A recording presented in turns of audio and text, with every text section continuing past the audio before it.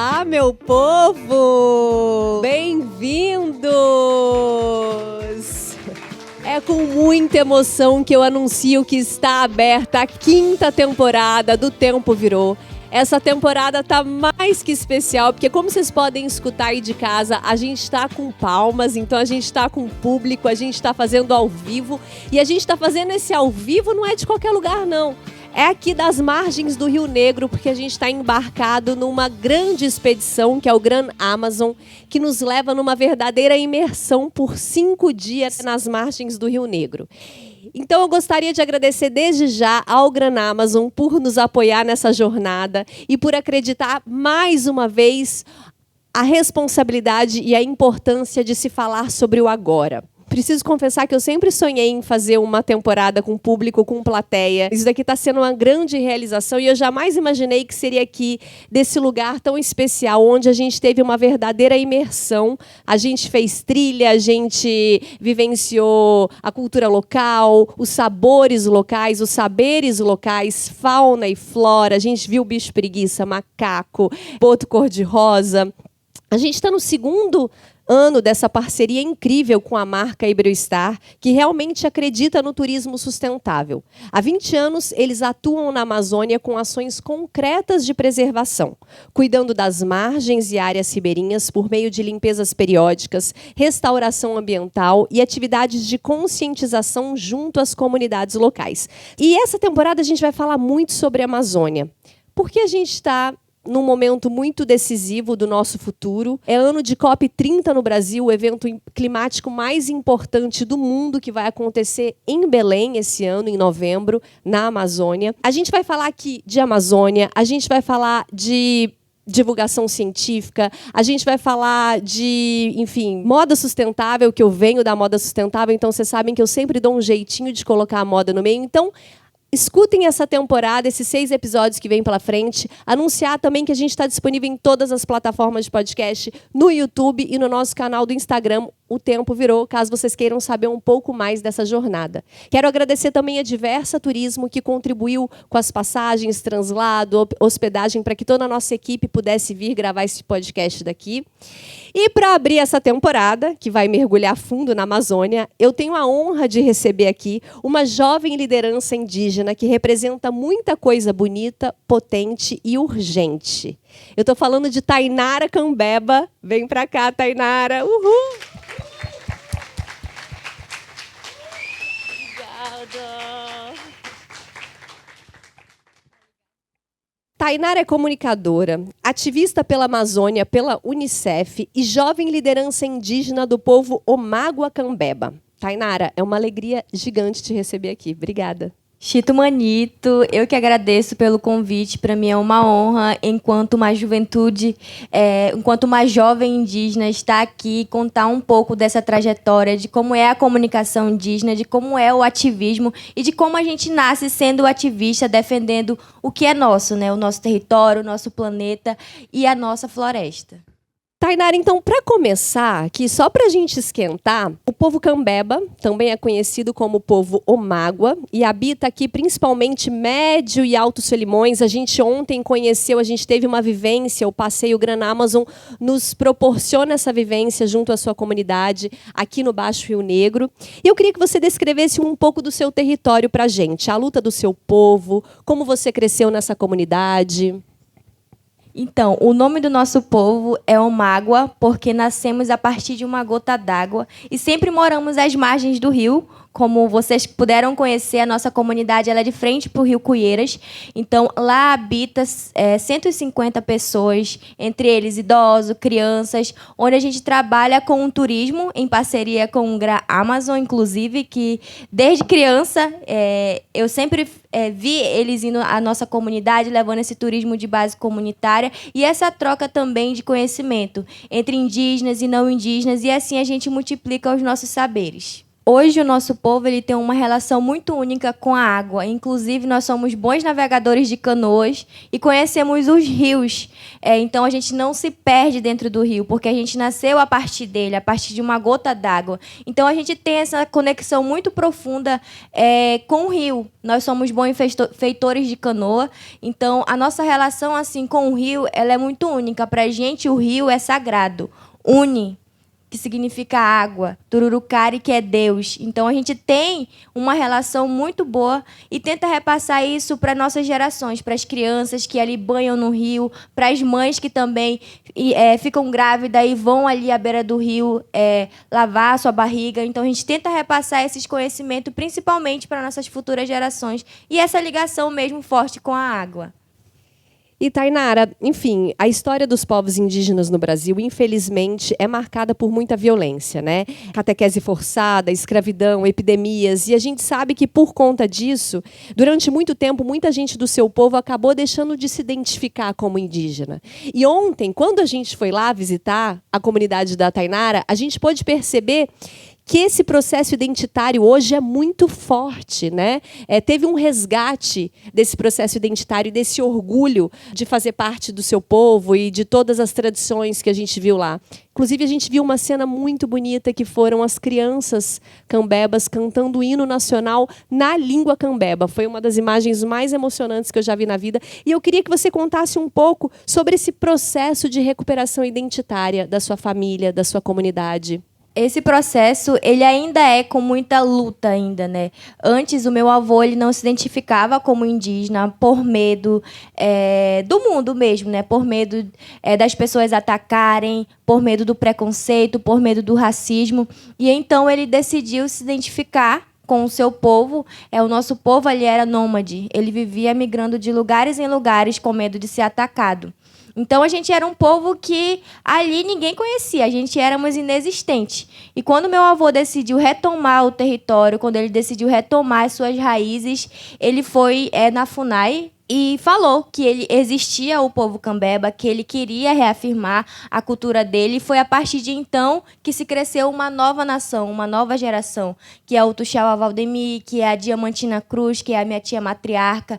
Então, ali foram surgindo novas lideranças que também passam esse conhecimento para nós, né? Vocês viram as crianças dançando, cantando o hino. Então, a gente tem um grupo de juventude dentro da comunidade, que a gente lidera essas crianças, a gente ensina o que para nós foi ensinado, o que o meu tio me ensinou, o que meu avô me ensinou, a gente tenta repassar ali para as crianças, para a gente seguir numa luta.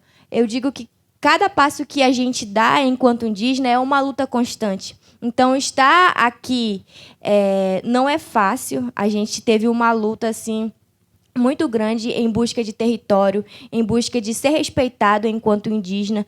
Então, a nossa luta é por educação, é por saúde, é por um mundo sustentável, é por um território que a gente possa também dar um futuro melhor para os nossos netos, para os nossos filhos e para as novas gerações que hoje estão crescendo, como vocês viram, né? Várias Uaina, vários Uapissara, vários meninos crescendo dentro da comunidade. A gente quer passar esse futuro melhor para eles, mas que não foi fácil, foi com muita luta dos meus avós, dos meus tios, que também tiveram que deixar muita coisa para trás, tiveram que perder filhos para poder conquistar uma nação maior e também um futuro melhor. O meu povo, ele nunca faz nada só. Se a gente for construir uma casa de palha, a gente vai em conjunto, tanto o homem quanto as mulheres. As mulheres trabalham na cozinha, na parte da culinária, e os homens trabalham na mão de obra. Então, acho que a união, ela é o significado do meu povo. Nas construções de algo que vai acontecer para a comunidade, o meu povo ele é bastante unido. E, principalmente, o feminismo também. A gente tem várias lideranças mulheres na minha comunidade que, se elas chamarem os homens para fazer algo, eles vão ter que obedecer e vão lá e vão fazer. Então, acho que a união ela é muito forte na minha comunidade, a união do povo mesmo. E a gente vê isso muito claro, né, quando você fala sobre a educação. Inclusive, você é muito jovem, você tem 21.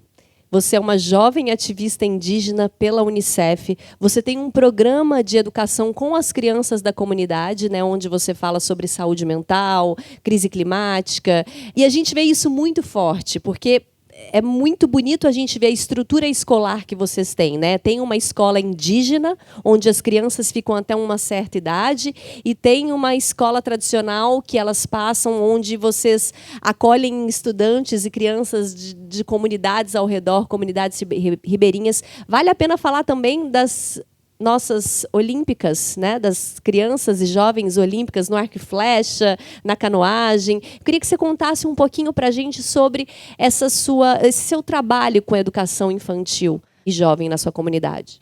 Tudo começou a partir de um olhar, né? Eu, enquanto juventude, eu não posso ter o conhecimento só para mim. Eu não posso viajar para outros lugares e voltar para minha comunidade sem não ter uma reunião, sem não repassar o que eu aprendi no mundo para eles. Então, foi a partir de uma viagem que eu decidi que todas as viagens que eu fosse, as palestras que eu iria, e falar sobre racismo dentro da minha comunidade. E foi quando eu criei um grupo de jovens dentro da minha comunidade, que é o Grupo de Juventudes Indígena do Povo Cambeba, onde nós somos jovens e crianças que resgatam a nossa cultura, onde a gente fala sobre a sustentabilidade. Não só eu, nós somos um grupo, um coletivo, onde a gente faz os nossos ensaios de danças todas as terças-feiras, ensina as crianças a falar na língua cambeba, fala um pouco também sobre o racismo, em como eles também têm um potencial. Eu sempre digo para os jovens da comunidade que nós temos um potencial muito grande enquanto juventude. Não fiquem só nessa bolha aqui. A gente tem que sonhar grande. Eu sempre digo isso para eles. Se eu consigo chegar até Brasília, vocês também conseguem. Se eu consigo chegar do outro lado do mundo, vocês também conseguem. Então, eu tento repassar essa força para eles, né? E que, lógico, a gente vai enfrentar os nossos preconceitos fora do nosso território, porque a gente é acostumado ali com a nossa família, e quando a gente sai, pisa para fora, é um novo mundo, é uma nova realidade. Mas nada que a nossa força, a nossa garra, a nossa identidade, ela pode também nos levar e ultrapassar barreiras também. E eu tento repassar isso mesmo para os jovens, tanto para o jovem quanto para as crianças, né? Tá aqui no navio, para mim, é muito gratificante. E as crianças, titia, a senhora vai conhecer o Iberostar. Eles conhecem como Iberostar, né? Titia, a senhora vai conhecer o Iberostar. Isso as crianças que eu ensino a dançar, que eu ensino a cantar, falando isso para mim, eu vou conhecer. Mas quando eu chego, eu mostro foto, eu falo como é, que é para eles também sentirem a emoção de como é estar aqui, de como é viajar.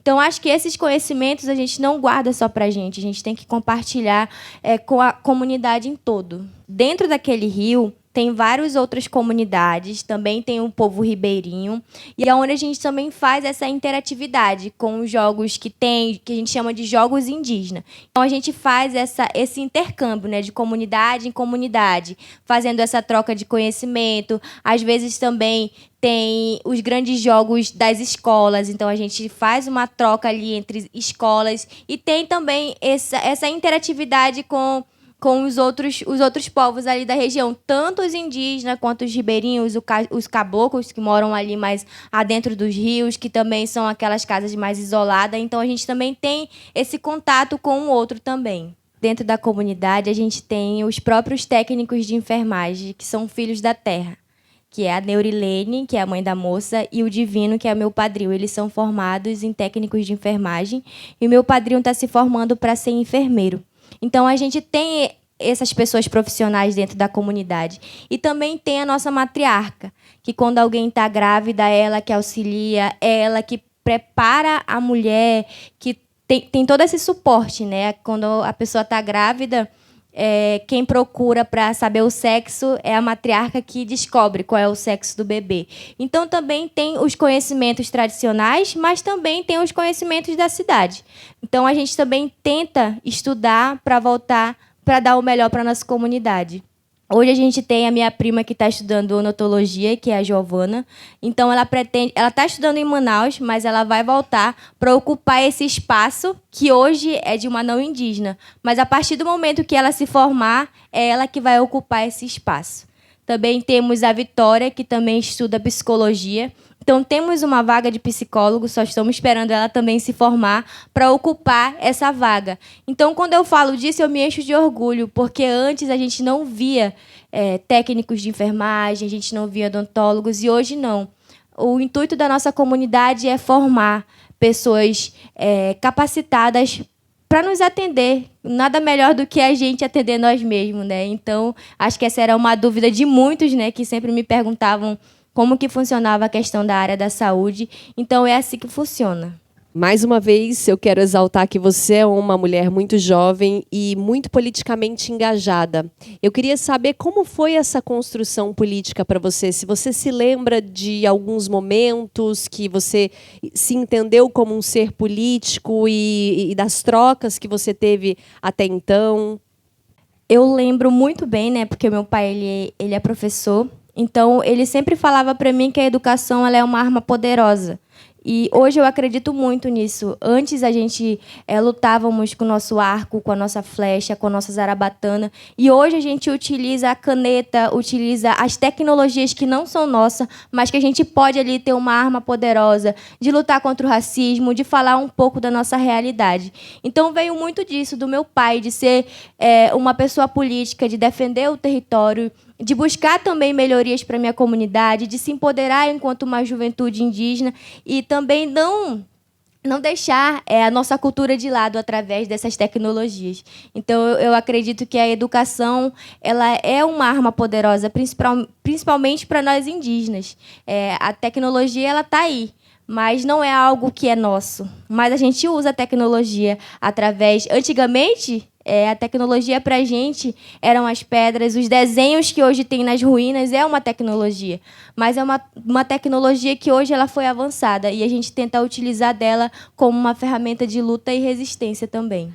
E uma coisa que eu acho incrível é que você criou um projeto que se chama Vivências Cambeba, onde as pessoas podem fazer uma imersão de 3 dias dentro da sua comunidade, vivenciar a sua maneira de vida, aprender um pouco mais da cultura de vocês. Conta um pouco pra gente, porque talvez, né, enfim, quem está escutando, quem está vendo, fica esse lugar, como a gente pode conhecer a Amazônia? A Amazônia, muitas vezes no Sudeste, no Sul do país, ainda é aquele lugar longe, né? Por isso que eu acho tão importante aqui esse passeio que a gente está fazendo. Tanta gente vai para fora, vai para Disney, acho que a gente tem que colocar a Amazônia nesse mesmo lugar de turismo, né? Claro que um turismo não predatório, sustentável, ecológico, com muito respeito ao meio ambiente e às pessoas que vivem aqui. Mas eu queria que você contasse um pouco sobre esse projeto de Vivências Cambeba. Então, esse projeto surgiu de uma ideia. Tem uma parceira, que ela é a Moara Tuane, ela é uma amazônida, mora em Manaus, e ela tem essa expertise de escrever projeto.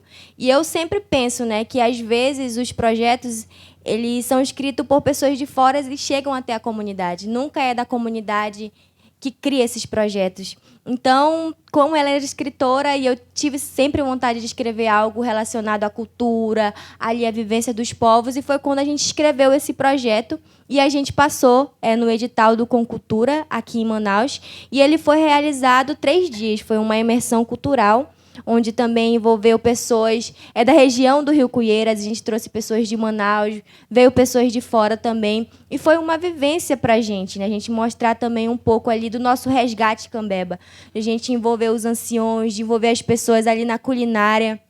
A gente teve 3 dias de oficina. A gente teve oficinas de culinária tradicionais, que foi com a chefe Neurilene, que é indígena também, a minha tia, do povo Cambeba. A gente teve oficina de biojoias, que foi com a Regina, que é uma pessoa ribeirinha. A gente trouxe uma visão ribeirinha também para complementar ali. Teve oficina de grafismo corporal, teve oficina de tessumes, de como a gente tira a palha de arumã para fazer as pulseiras, como que a gente tira a palha para tecer as peneiras, que ontem a gente viu, o tipiti. Então, foi uma imersão cultural e todo mundo gostou, porque é algo que foi escrito por mão de indígenas. Então, acho que nada melhor do que de nós para nós, sabe? Então, eu fiquei muito feliz de realizar esse projeto.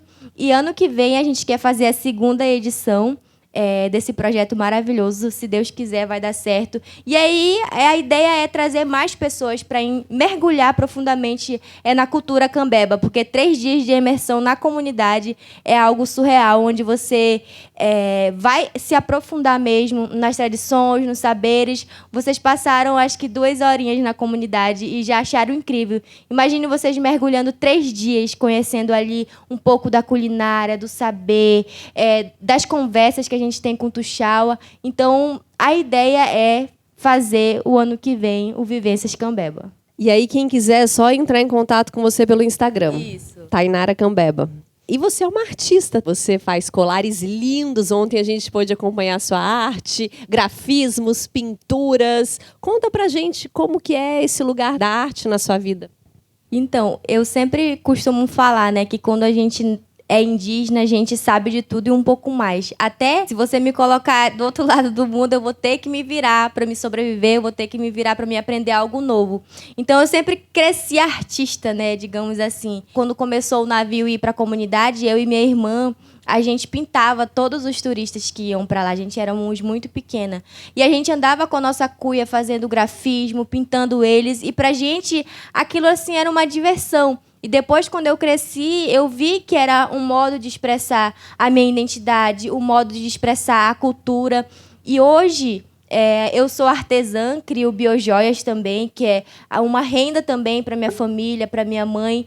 Então, eu acho que a arte indígena, ela está em todo lugar, né? Ou seja, no tecido que você pinta, em um simples símbolo que você faz, a arte, ela tá viva em mim. Então, eu acho que foi muito disso, sabe? De crescer ali aprendendo com os meus avós, a saber de tudo e um pouco mais. E hoje eu digo que eu sou multifunções na comunidade, né? Se falar, Tainara, tu vai ser guia de turista hoje, eu vou lá. E vou ser guia de turista. Se falar, Tainara, você vai cantar hoje, eu vou lá. Não sei cantar muito bem, mas eu dou o meu melhor para cantar, para fazer algo. Porque eu acho que a juventude indígena é isso, né? A gente, daqui a alguns anos, a gente vai lembrar, nossa, eu fui tudo isso, mas hoje valeu a pena, porque uma nação cambeba hoje está viva por causa de muitas atitudes minhas, né? Então, eu acho que eu me sinto muito feliz de fazer várias coisas, assim. Muita gente fala, nossa, você não se sente cansada? Às vezes é o cansaço, mas às vezes é aquela alegria de você estar contribuindo para um planeta, para um mundo muito melhor. Esse colar lindo que você está usando, inclusive, é arte sua, Isso. né? Design seu e da moça. E ontem a gente estava jantando e até eu perguntei para Tainara, você escreve? Porque ela estava me contando histórias tão bonitas que ela tem uma lembrança da avó dela, principalmente da sua avó, né? Que você tem na sua pequena infância, que você lembra como se fosse hoje. E história dos encantados, do boto, da curupira. E eu queria que você falasse um pouco, porque eu acho muito bonita essa ligação, principalmente com a matriarca que vocês têm, né? Esse lugar da avó, da matriarca, do feminino. Eu queria que você contasse pra gente como foi a relação com a sua avó, o que você guarda. Então, assim, eu guardo muitas memórias, assim, com a minha avó, porque ela era uma caixinha de conhecimento, né? Os nossos anciões, eles são ali, é uma biblioteca viva pra gente, né? A gente tem que aproveitar ao máximo enquanto eles estão ali perto da gente, porque é algo que você não vai aprender numa faculdade, é algo que você não vai aprender em canto nenhum, e você aprende com os seus avós. E foi isso que eu aprendi com os meus avós, né? Eu cresci com eles, eles me criaram desde meu 1 ano até meus 8 anos de idade. Então, ali, convivendo com eles, eu aprendi de tudo um pouco mais.